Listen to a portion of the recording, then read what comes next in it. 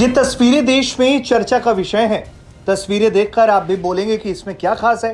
तो तस्वीरों में एक शख्स तो आप भली भांति जानते होंगे, क्योंकि ये हैं देश के वायुसेना प्रमुख वी.आर. चौधरी। अब आपकी मुलाकात करवा देते हैं उनके साथ खड़े दूसरे शख्स से।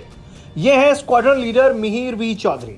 दरअसल दोनों राफेल विमान की शॉर्टी उड़ान भर रहे हैं और खास बात यह है कि squadron leader Mihir V. Chaudhary वायुसेना प्रमुख वी.आर. चौधरी के बेटे हैं। दोनों ही पिता पुत्र ने मिलकर राफेल की शॉर्टी ली।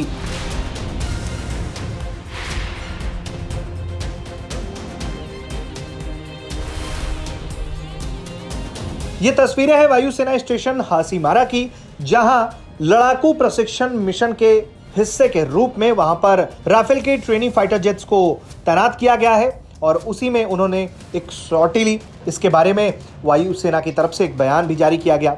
वायुसेना ने कहा कि वायुसेना प्रमुख और उनके बेटे द्वारा उड़ाई गई उड़ान भारतीय वायुसेना की बेहतरीन परंपराओं की निरंतरता है और भविष्य की चुनौतियों के लिए हमेशा हमारे युवा नेताओं को तैयार करने और तैयार कराने के महत्व को रेखांकित करते हैं।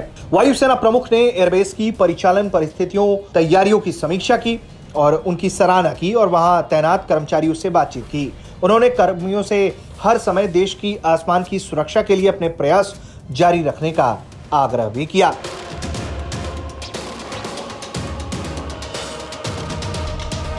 राफेल लड़ाकू विमानों के भारतीय बेड़े में शामिल होने के बाद से भारत की सुरक्षा व्यवस्था और भी ज्यादा मजबूत हो गई है। दुश्मन देशों के खिलाफ भारी तैयारियों में राफेल की तैनाती चीन से लेकर पाकिस्तान को काउंटर करने के लिए की गई है।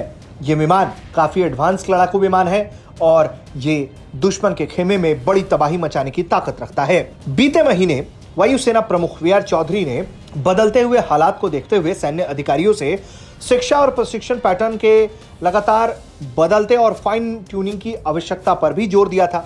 इस दौरान उन्होंने कहा था कि भविष्य के युद्ध के लिए एक सैन्य अधिकारी को तैयार रहने के लिए हर तरह की चीजें सीखनी चाहिए और प्रौद्योगिकी, प्रशिक्षण और शिक्षा उसके लिए सर्वोपरि है। भारतीय वायुसेना प्रमुख का कहना था, ऐसे परिदृश्य में हमारी शिक्षा प्रशिक्षण पैटर्न को उन्नत और बेहतर बनाए जाने की जरूरत है, जिससे हमारे वायु योद्धा हर परिस्थिति के लिए देश की सेवा में तैनात और तैयार रहें। ब्यूरो रिपोर्ट, भारत तक।